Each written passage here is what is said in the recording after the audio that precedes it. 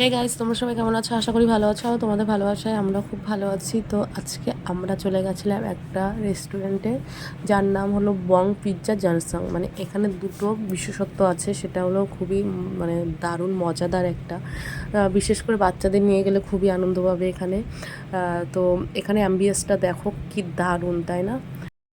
তো এখানে খাবারগুলো সার্ভ করা হয় এই ট্রেন গাড়িতে করে।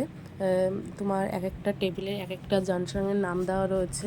আর এই কর্নারটায় আছে তোমার সেলফি বা ফটো তোলার কর্নারটা, খুবই সুন্দর। আর এখানে অ্যাম্বিয়েন্সটা আমার দারুণ লেগেছে। তোমাদের কেমন লেগেছে অবশ্যই কিন্তু কমেন্টে জানিও। আর এখানে দেখতে পাচ্ছ রোবটেরও ব্যবস্থা আছে, কিন্তু এখানে রোবটে করেও খাবার দেওয়া হয়। তো এখানে কাঁসার থালা দিয়েও ডেকোরেশনটা করা হয়েছে, খুব সুন্দর লেগেছে। তো দেখো এখানে আমাদের খাবারটা আসবে এইভাবেই, যে সব টেবিলে এরকম রেল লাইনের পাত দেওয়া রয়েছে, যেখানে মানে রেল। তো আমরা এখানে দেখছিলাম যে সত্যি মানে যত দিন যাচ্ছে উন্নতি হচ্ছে, কত কিছু না এইভাবেও মানে হয় কিছু একটা, তাই না? যেটা খাবার ট্রেন লাইনে করে এসে আমাদের একদম টেবিলে সার্ভ করে দিচ্ছে, বা রোবটে এসে খাবারগুলো দিয়ে যাচ্ছে, সত্যি তাই না? তো আমার খুব ভালো লেগেছে। তো দেখো বলতে বলতে আমাদের এখানে আমরা যা অর্ডার করেছিলাম, এখানে চিকেনের একটা আইটেম অর্ডার করেছিলাম, সেটা ট্রেন লাইনে ঠিক এইভাবেই দিয়ে যাচ্ছে। এখানে বিশেষত্ব এটাই। তো এখানে বাচ্চাদের নিয়ে আসলে খুবই আনন্দ পাবে তারা দেখলে।